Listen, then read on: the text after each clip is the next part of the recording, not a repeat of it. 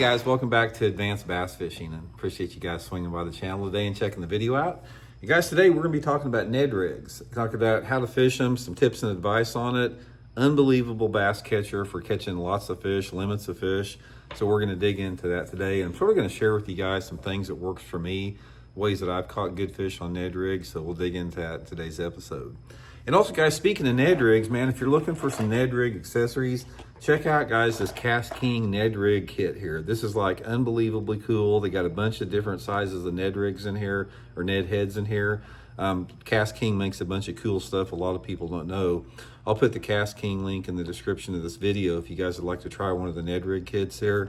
Here's one of the heads that comes in it right here. It's super sharp, fine wire hook there, nice mushroom head, really nice. But anyway, I'll put this in I'll put this in the description here, the Cast King link. And if you use the promo code Randy10, you get an additional discount on the kit. So that'll get you set up for the Ned rigs here. And also, guys, the bait that I use, this is the Zoom beat down here. This is the Ned rig bait that I use. So I'll put that link in the description as well here.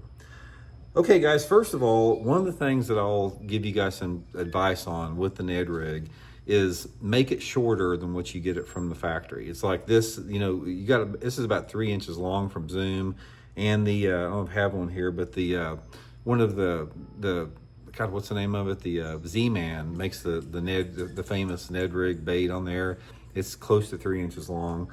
But one of the first things that I want to do, guys, is I want to take it down to where the bait is maybe 2 inches long at the most, just a little tidbit there.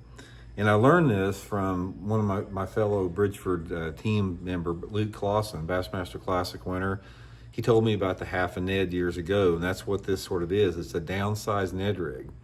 Now, you basically just come through, and one of the things that's important, guys, when you're rigging a Ned rig on the head here, another thing about that Cast King, guys, it's got this wire keeper. You can see right there, that little wire keeper keeps your Ned rig in place.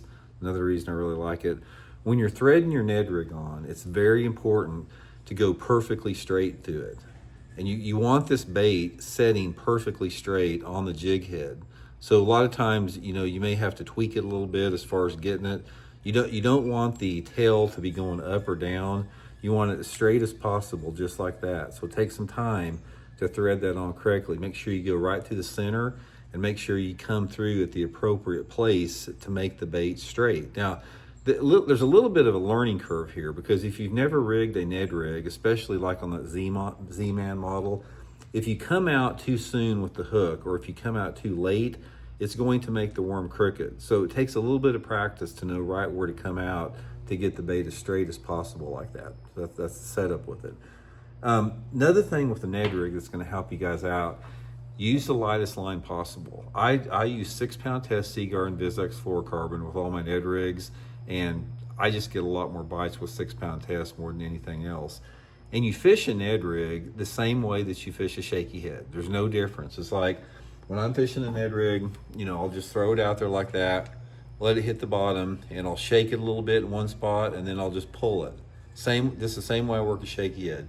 Just sort of vibrate it without reeling don't reel the handle, just vibrate your rod tip and just pull it maybe a foot or so. And that's the best way to work it, as far as that's been for me the best way to work it. And also, guys, when you get a bite, since this is a wire hook that's very small, do not set the hook, just start reeling fast. You don't want to set the hook. All you have to do is just, when you got a bite there, just start reeling fast, and that little sharp needle point hook is going to keep penetrating it. Okay, so that's a little bit about the bait. Let's talk about where you want to fish a Ned rig, the conditions, and all this type of stuff. The Ned rig will work in a lot of different situations, but mainly it's going to work better in tougher fishing conditions with a little bit cleaner water.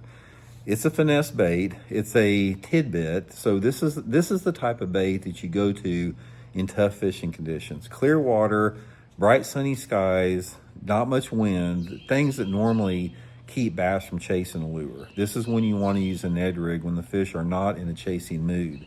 If the bass are super aggressive, and say it's windy and cloudy, and you know the fish are moving around, you probably don't want to throw a Ned rig. But if you get those situations where it's tougher, Ned rig is going to be a really good bait for that.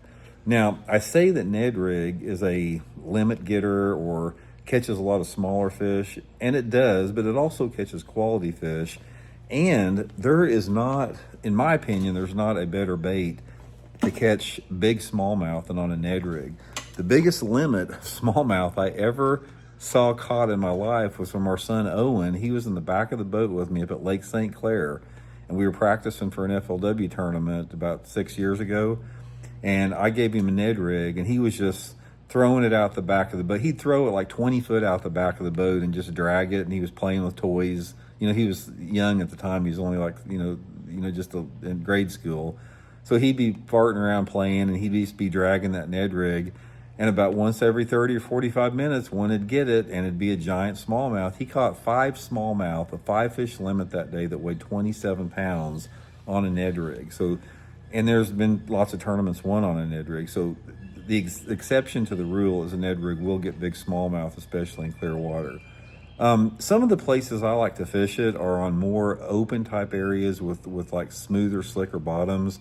Probably my favorite place to fish a Ned rig is on some type of a flatter point. You know, clay point, gravel point, small rock, some type of a gradual slope where you just fan cast around. I've caught a lot of fish on a Ned rig like that. Another place where a Ned rig works really good at that a lot of people don't throw it, I've caught a ton of fish on it, is on riprap. You know, it's a little bit snaggy within there, but there's something about a Ned rig on riprap, guys. The fish love them. It's probably because they think it's a crawdad rooting around there in the rocks or something. I'm not sure what it is, but I've caught as many off of riprap on a Ned rig than I have as points or anything. Flats are also good with it. Bluff banks, I've caught them casting the bluffs, but more than anything else, those flatter points are going to be really good. And it really excels in lakes that have spotted bass. If you have a spotted bass population, to whatever extent, we have a lot of them here in the Ozarks, Northern California, Georgia lakes, North Carolina lakes. Ned rig is a great bait for that. And I usually stay with just some type of a natural color, just like I would with a Cinco or something. Green pumpkin, watermelons, just something, natural works pretty good. Anyway, guys, give it a try, man. Just a few tips for a Ned rig there. Hope it helps you out. Like I said, you can order that kit in the link of the description here, and we'll check in later.